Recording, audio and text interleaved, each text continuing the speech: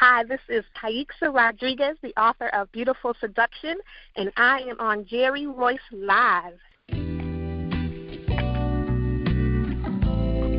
Hello, and thank you for stopping by. I'm your host, Jerry Royce, and welcome to Positive Power 21 Network, where you get your positive on. This is a worldwide podcast for growth, wealth, and success. Thank you. Positive Power 21.org, Internet Radio.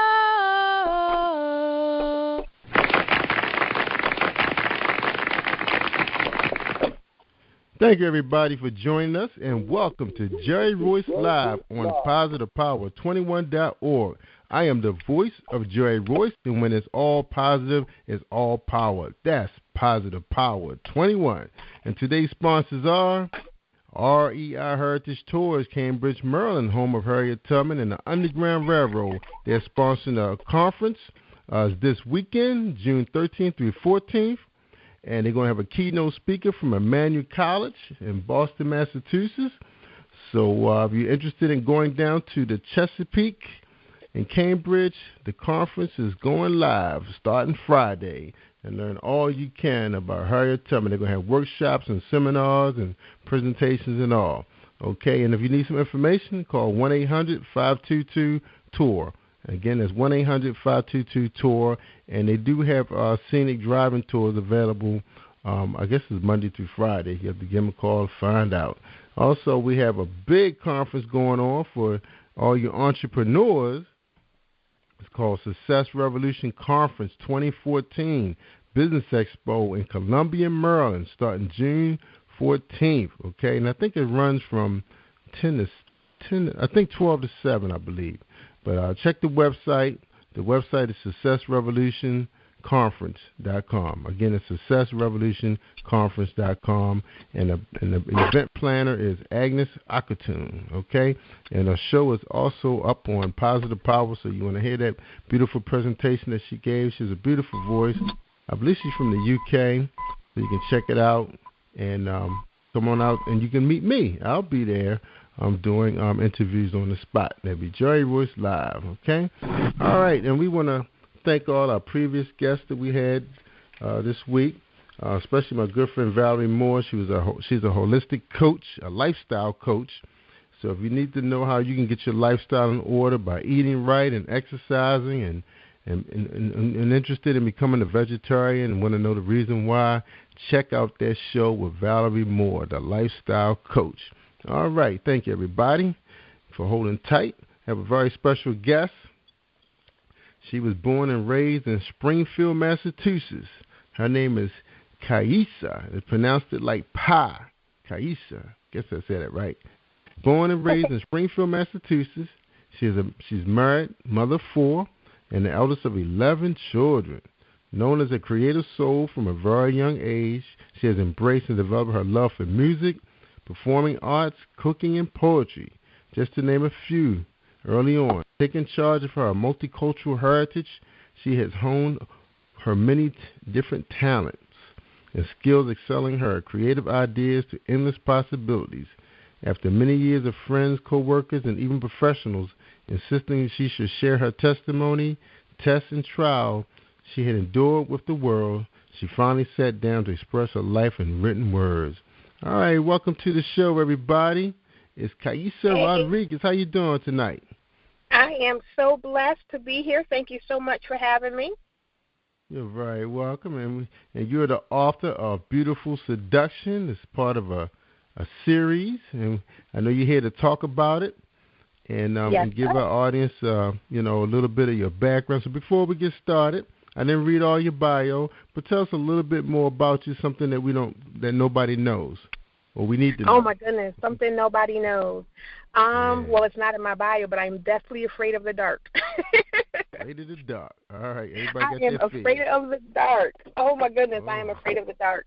So you sleep with the lights on? I sleep with a nightlight. My husband likes pitch black, so he has had to learn. We've both had to adjust. I've had to adjust to a darker setting, and he's had to adjust to a lighter setting. So, we've got it to where I can just use a nightlight now, and everything is kosher. Wow, that is funny. That is funny. All right, so go ahead and give us a little more of your background so we get to know you up close and personal. All right? Okay, well, let's see. Like you said, I am originally from Massachusetts, Springfield, Massachusetts. We have been here in Richmond, Virginia for going on 4 years. I have 4 children, like you said, 2 in college. One, I'm actually at his graduation. Now he'll be going to middle school next year, and then next week I have a daughter that will be graduating from middle school going to high school. I have always loved anything creative. That has just been, my cat's meow. I love writing. I love poetry. I love singing. I love drawing. But I never thought about writing a book. That was never something that I wanted to do. It wasn't like my lifelong goal was to write a book. I wanted to go to school, go to architecture school, make a lot of money doing that, and then build my restaurant and own a restaurant. That's really, really what my lifelong dream was. Wow. So how much of that has been accomplished? It's been a long road. I'm still in culinary school. I've done that a couple of times through life and trials. I have not been able to finish, so I've gone and stopped. And now with my husband, I really have somebody behind me to push me and keep me going. So I think this may be third time's a charm. Right. So and I love it. I really, really do. I love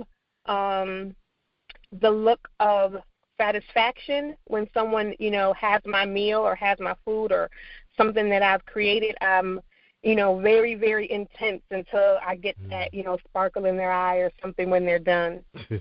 Good. That's right. That's that satisfaction, knowing your customer is happy. That's yes. Right. Yes.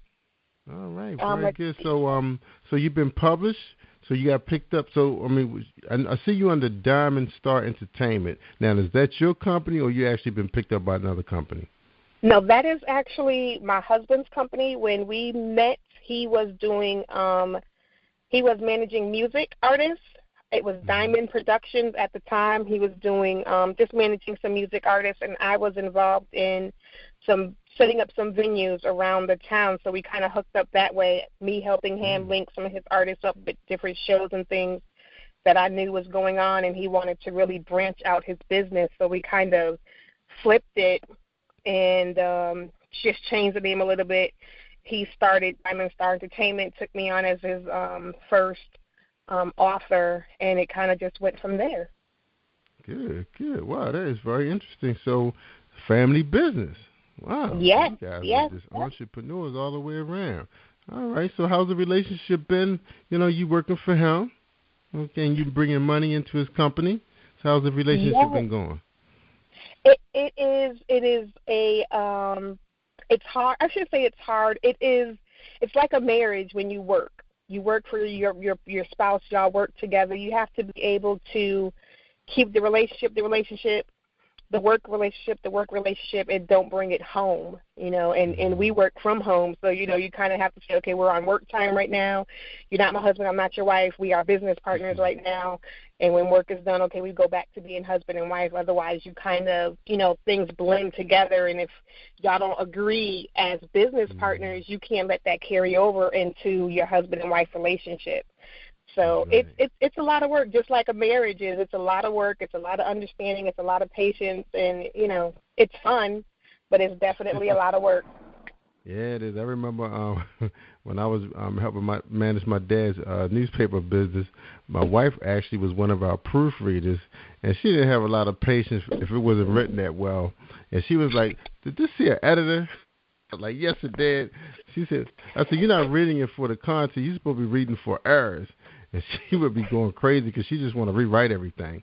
So I remember what that was like. So I keep you guys in prayer. Thank you. We had some really, really good marriage counseling before we got married. We did the whole premarital thing with sound marriages.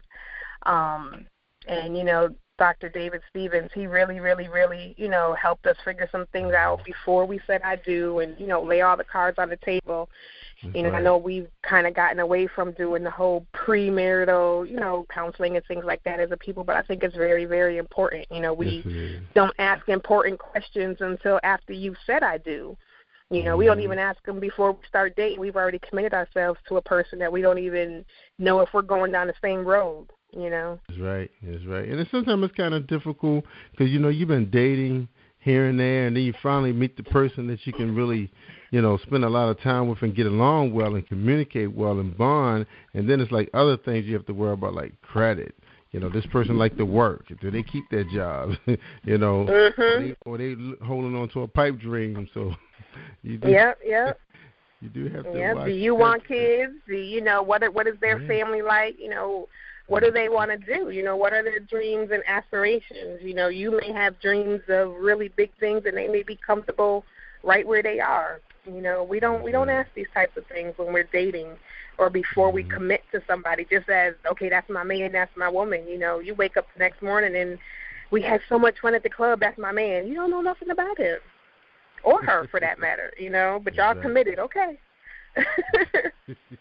Yeah, so much, and it's good to have a third party involved so you can kind of, open your eyes up and see the reality part of it all, And we did the same thing. We had a pastor that we had, had some classes with one-on-one for a while, and then sometimes they bring you in by yourself and you talk, then you're able to, open up a little bit more, do some thoughts that you didn't think about at first while the other person is sitting there.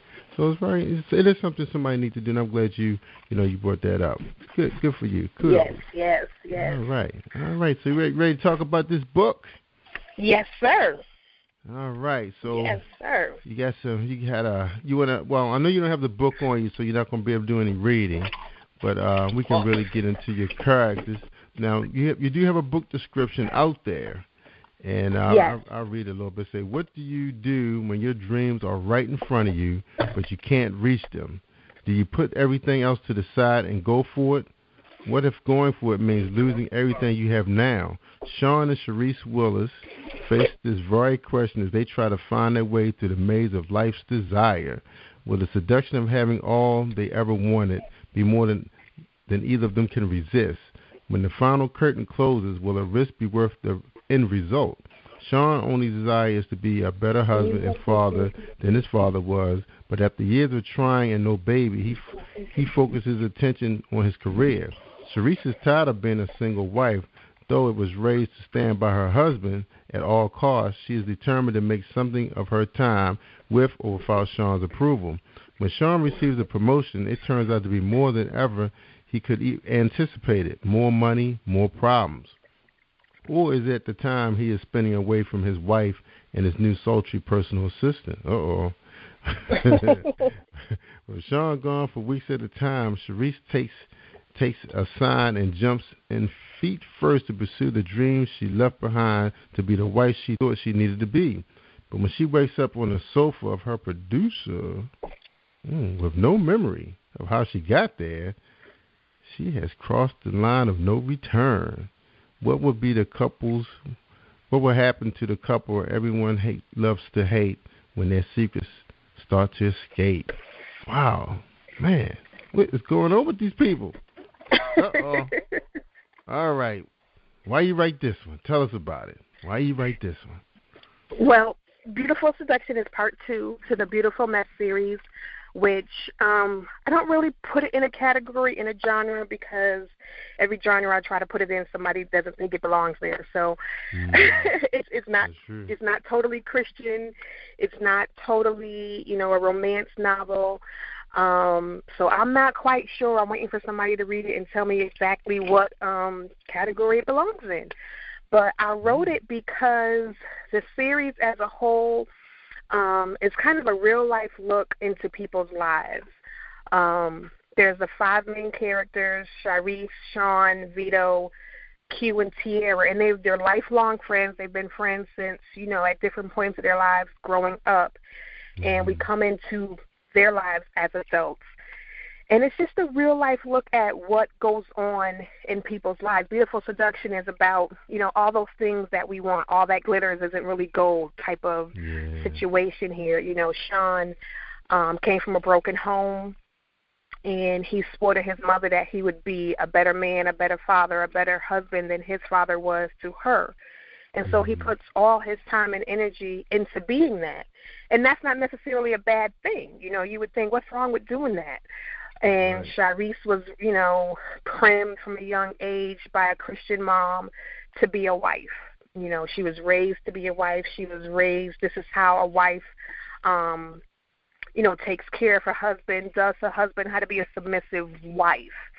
And you would think there's nothing wrong with that. What's wrong with getting back to the days where, young ladies are taught how to be women, how to be mothers, how to be wives. The problem comes in when you focus so much on your dreams and your aspirations and things that you lose sight of what's right in front of you. And that's kind of what happens to this couple. Sean is so focused on being the perfect husband, the perfect provider, that he really loses sight of his wife and his relationship and what's actually going right on. And before he knows it, he's got himself caught up in something that's just spiraling out of control. And the same thing with Shireece. She's so bored because Sean is always gone. She's spending all of this time at home. She feels almost single. And so she's like, you know what, this is not what I signed up for. This is not what Mom said being a wife was supposed to be like. I gave up my dreams to be his wife, and he ain't even around. So, I mean, in a nutshell, that is Beautiful Seduction. The story from book 1 continues, so the other characters are still in this book.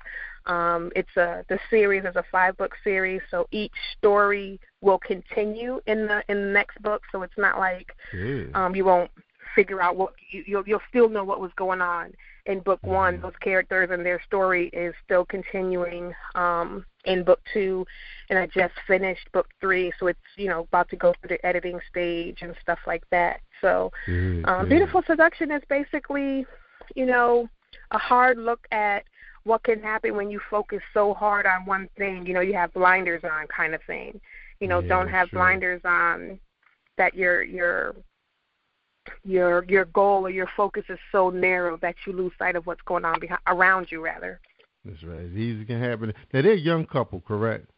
They're she's late 20s. Yep. She's late 20s. He's like 31. Sorry. Yeah, and it's funny because with men, pretty much a lot of guys, that's the age they really want to, they think about getting married is late 20s, early 30s. They kind of in their career, they kind of career focused, maybe searching for maybe a better employer, but they know what they want to do. A lot of times the females are kind of on the roll. They got their thing. Maybe they finished graduate school at that age that Shireece is. So now it's like this is the time you're thinking about making as much money as you can and having children. Like those are two things that come hand in hand. And, buying that dream home, the luxury automobiles, the vacation. So it's kind of like you want to have some fun first before you bring the children. And did they get a chance to have fun in the first book, before they started thinking about children? No, I mean we kind of they've been married, so they're kind of they're the only married couple out of the group. Sean was the player in high school. He was the one of the guys that all the girls wanted in high school, and so he locked her up right away. Because she was the good girl in school while all the other girls was doing whatever, just to be in his company. She was the good girl that was like, nuh-uh, you can't have none of this unless you got a ring on it. So he put a ring on it, and they went to college and they did all of that. But no. So no, they didn't, I guess Sean had his fun. Sean definitely had his fun before he settled down. But, he more settled down because he knew if he didn't, somebody else was going to take her. That's right. So his hand was forced. All right, now your reviews, very favorable. You had one critical one, and we all learned our lesson from the one. But but everybody said they were really surprised with the read. They love it. One lady said, I was pleasantly surprised by how fast I got immersed into the lives of the characters. I don't know who is my favorite, Shireece or Tiara. Wow. So they best of friends, Shireece and Tiara, right? Yes. Mhm. Okay. Yep. And she said, I need to read more to make that decision. But from the start, you feel these people and you want to see what they will do next. I could not put it down, and I'm looking forward to more from this author. Okay, she gave you 5 stars. All right. Yay. So the people And really I getting love all involved my with the character. reviews. Yeah, I love all my reviews. I take the bad. You know, the first time I got a bad review, I cried and cried and cried and didn't understand. It's my baby. What you mean? And I don't think anyone's really said they didn't like the book. I've gotten Right. critics on my editing. I've had issues with, you know, finding a really good editor.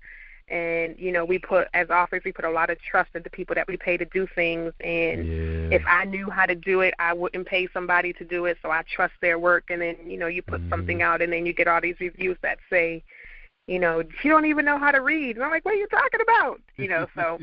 Yeah, and you know, you put all your trust into them.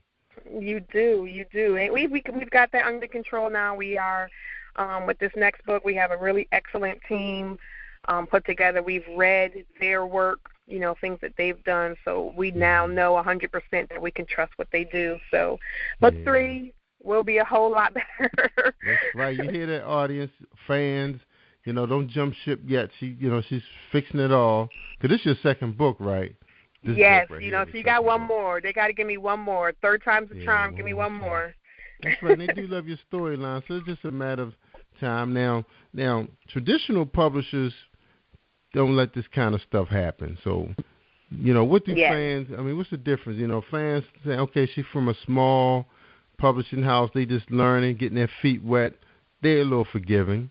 You know. Yeah. You see your number. Were your numbers better with sales this time than the first one? They were a little bit, and I've run into people. Surprisingly, people are still getting book 1, and going back and seeing, oh wait, this is book 2. Let me go back and get book 1. I'm actually running into people. I did an event Sunday, and one of the business owners that was there saw my book sitting on the table. And was like, you're the author of that book? I'm like, yeah. She's like, I have your book at home. I was like, oh my goodness. You know, so it's so surreal. You know, it's like my first oh my goodness moment. You know, it's really, really surreal as an author too. I mean, because we're small time. We don't think of things like that. We don't get, you know, and that's not my intention to be big and famous and all that type of stuff. I just want to write. I just want to inspire people and have people, you know, think and stuff like that, have them look at things differently. That's right. Have a good time. Now, yes. Now, I come from the publishing world. My family, we've been involved. We worked with a large publisher. We was on the back end, on the printing side. I was in IT, so I kind of know how the system worked, the whole cycle. I mean, we just see those books over and over till finally they say it's ready to release for press. And then somebody find a mistake, and they say, uh-oh, we got a blue line. And that's when they just take that piece. You know, back then we were stripping it and then paste it in to the page and then reshot it with a camera. Of course, now things are a lot faster now. It's all with these microcomputers, what we used to call them, personal computers now. But one of the process I noticed that I don't hear a lot of the authors talk about, and you just mentioned it, and that's having a team. A lot of them are just talking about one editor. And one of the things that I found out that it's a big difference in editors and proofreaders. Editors, it's several types of editors. Some of them, you know, they call themselves content. They just read to see if the story is flowing. They don't look for the grammatical stuff. They just make sure you're writing in the proper tense. But it depends on who your character. The character may not be a character that speaks well, but when you're narrating it, they want to make sure that it's done correctly. And then you have your proofreaders. Basically, their job is just to comb through it and make sure all your T's are crossed and all your I's are dotted and all your periods and all that good stuff is there. And a lot of people, I don't hear a lot of authors mentioning that they have like at least 2 proofreaders on their team. They rely entirely on the editor, and that's not right. That's not the right process. So you learn. I did. I actually got some good advice from a fellow author who told me to get some beta readers. Find some of your readers that love your books, or even not necessarily friends and family because they're going to tell you it's good, But get some of your readers, get some fellow authors, join some writing groups, which a lot of authors don't do. Join some writing groups. Go to meetup.com and get into a writing group in your area, a reading group in your area, and have people read your manuscript. And, you get 3 or 4 of them, they're going to comb through it as well, and they're going to catch things, and they're going to, you have all these different ways that you can do things. Give them a book when the book is done. So you've had your book read 3 or 4 times by people before you even send it to your editor, because it makes her job so much easier if you caught a lot of stuff before you send it to her. Right. Then decide what kind of editor, like you said, do you want? Do you want the copy editor? Do you want the developmental editor? Do you want the line editor? All before it gets to the proofreader. Your book should be, your manuscript should be like completely done. Your preface, your table of contents, your acknowledgments, all of that stuff should be in there when it goes to the proofreader. That's right. And it's almost like you should, and I heard that a book should go through at least 3 rewrites before it's ready to say, okay, now it's a book. But a lot of people are releasing the books in the first format. And then, what's going to happen down the line when, your reputation, your name, when you finally get good, do you have to change your pen name? Yeah. So you have to be careful out there. And I find that to be more with urban and street lit authors, that they kind of rush the products out there because they're letting the fans dictate when they release their books. And it takes a while to put I remember we was doing medical books, math, science, magazines. Man, they would pass through the composition room, hundreds of times before, they got it right and we didn't see it anymore. Of course, we had deadlines, but we was a 24-hour operation, pretty much 7 days a week. So I know what the process is like. So it's interesting, what it's like out here with these people who write these novellas and everything, how fast they put them out there. So, I just say take your time. You don't want to, damage your credibility. Everybody could tell a good story, It's a matter of just putting out a good product. Because everybody got these beautiful covers. Wow. They hook you in. Well, very good, very good. All right, so we're at the top of the hour. Let's talk a little bit about how you're promoting your book. So what are some of the methods you're using to get your name out there? Because that's what you're trying to do now. You're trying to brand your name, or you're more interested in branding your characters? What side of the fence are you on? I do a little bit of both. I have my characters so far, all but one, I have cast with actual people. I didn't want to go the stock art way because I've just seen too many books with the same faces on them, and I was like, I don't want to do that. Even though I have an awesome graphic artist who, could probably take it and put it in a different background, like it's still the same face. I don't want to do that. Right. So I said, I have enough family, I have enough friends, I know enough people, connections that I made. Why not just say, hey, would you like to be the face of so-and-so and be on a book cover? And who's going to say no to that? Right, right. So, I have for the cover of this book, which is not the actual cover. I'm still working on the actual cover, but it will be the 2 people that are on this book. They're really good friends of mine from back home in Massachusetts. They're an actual married couple. And I just said, hey, would you guys mind being a face? This is, this is a couple. This is their struggle. This is what they're going through. Would you mind being their face? And they're like, no. So they went and, did a really huge photo op, Photoshop and stuff. And so I just do with them, talking about my characters, I've done, different photo collages and, posted their struggle and things like that, and use social media that way to kind of, talk about the characters and, things that they're going through, because that's what the book is about. And if you can relate to the characters, then you're going to want to read the book and find out more about what they're going through. That's right. And then I talk about the series as a whole and what's coming up next and, what's happened before. But I try to, really, really play up the characters and get people to relate to the characters. Good. Now, you have a trailer. I see. Is that your trailer, Seduction, called Beautiful Seduction Trailer? Mm-hmm. Okay. Is that done in black and white? No. Nope. It should be in color. Oh, it's in color. Okay. Cause I didn't. Well, there's 2. There's 2 trailers for Beautiful Seduction, I think. I think it's Beautiful Seduction. There's 2. Okay. No, I think the other one is for Beautiful. I think the one that's in black and white, a good friend of mine did it. I think it's for Beautiful. Mhm. The one that's in black and white. Yeah. Yep, Right. the one that's in black and white he did for Beautiful. And were you then able to use that cover? Were you able to use the couple that was from Massachusetts in it? Yeah. No, not that one. Not the one that's in black and white. No, they're not in that one, but they're in another trailer. Okay. So you flew them out to Virginia, or you went up to Massachusetts and put a team together? No, we just did we just used some of their pictures and things that they took. So it's more, I guess, more like a slideshow. Okay. Then like the one that he did kind of flows like a movie type thing. Mhm. But we're still working on. We're trying to get them to do some voiceovers and kind of like read a couple of chapters and kind of draw people in and be in their character's voice and try to act out a scene or something.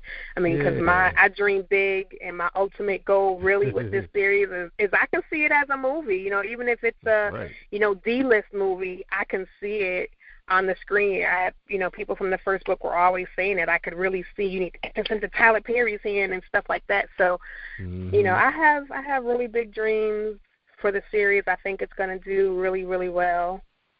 Yeah, good. And since you have Mr. Rodriguez as the production guy, have you guys thought about just casting a group and just shoot it on YouTube for a while and see what happens? Because I see a lot of that happening now. I have not. I've looked into. I was approached once, which is where the idea came from, first to turn the movie into a book with Beautiful, which is book 1, and that didn't pan out well. I don't know where his mentality was. He came with big ideas and it never went anywhere. And then when we moved here to Virginia, we kind of sought out someone, and he gave us a price and stuff, but he wanted me to take the book and turn it into a screenplay. And I'm like, I'm an author. I'm not a screenwriter. I don't know how to do that. So looking for a screenwriter right now at this point. I went to a couple of workshops, and they gave me some software ideas, and I'm like, I can't. That's not my genre. I can't figure it out. I got stories coming into my head. I don't have time to figure out how to write a screenplay. We're going to find somebody that can write a screenplay to write the screenplay. That's not my job. That was a lot. So if there's a screenwriter out there listening, hit me up. That's right, because there's a lot of dialogue. So you write like every speaking line there is for even if it's just 20 minutes, you're writing everything. Right? Yes, you have to. And we just talked to someone. It was crazy, and I should have got his information. We were at someplace buying some movies. My husband really loves Marvel, so we were going to buy some Marvel movie, and the guy behind the counter is a screenwriter, and everything in me was saying, get his number, and I'm like, I can't get a guy's number in front of my husband. What are you talking about? I can't ask him for his number. My husband is here. That's going to be totally crazy, even if it's for business. So, but I mean, it just shows that there's so many people out here, doing things. We really need to learn how to network together and scratch each other's backs and help each other out, because there's enough room at the top for all of us. We just haven't figured out how to work together. That's right. And I mean, that'll be an interesting project, because webinars are becoming really popular. And I think, now producers are getting, I mean, I wouldn't say they're getting desperate, but they are looking for new talent, who knows? And new ideas. They're doing a whole bunch of rewrites right now, and I'd love to see them do some fresh ideas. I'm getting tired of them remaking the same movies over and over again. Tell me about it. Another part 2 of the part 2. That doesn't make any sense. I'm confused. I thought he was already a teenager. And it's funny because there's so much talent out there, and I think now, with YouTube and a lot of these other social media that's running video, it's gonna just like singers are being discovered on YouTube. I think screenplay writers, authors, you name it. I think YouTube is going to open a door that these people are going to be sitting there screening these.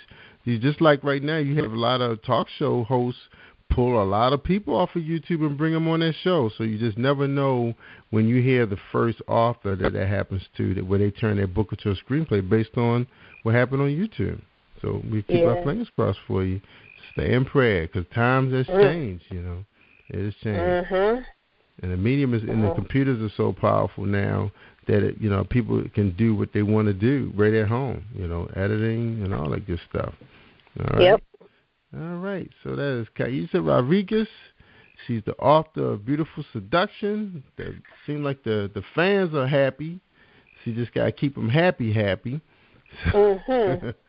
Right? Now, we're out of time now, but is there anything you'd like to say to our audience for tonight and the ones who will be listening to the replay?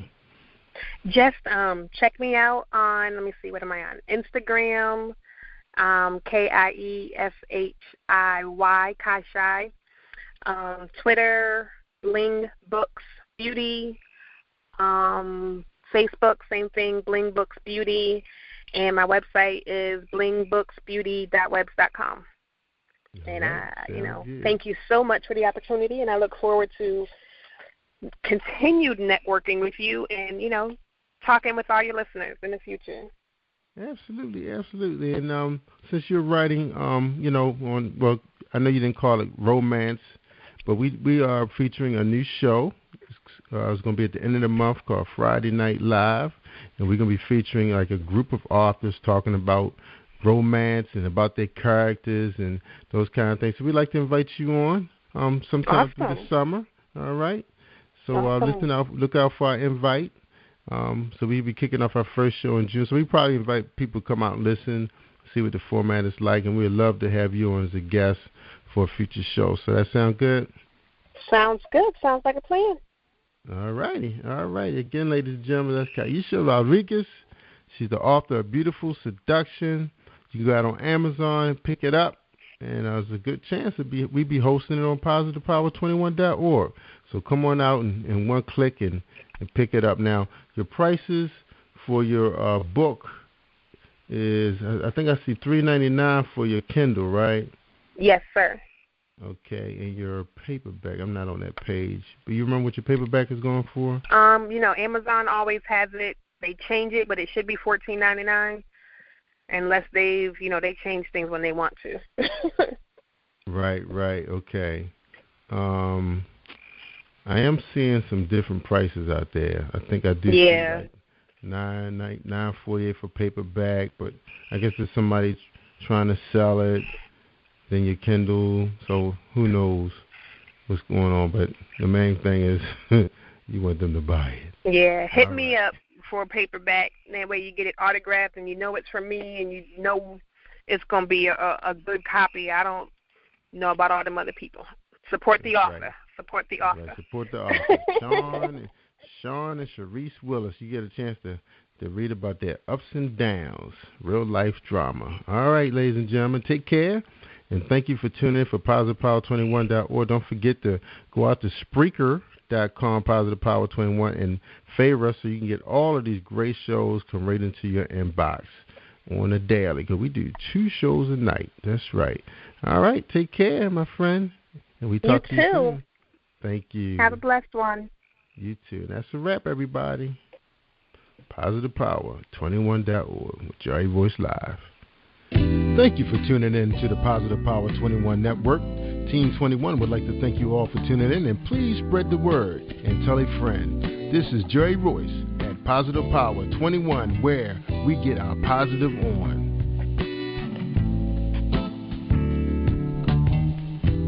Positive Power 21.org, Internet Radio.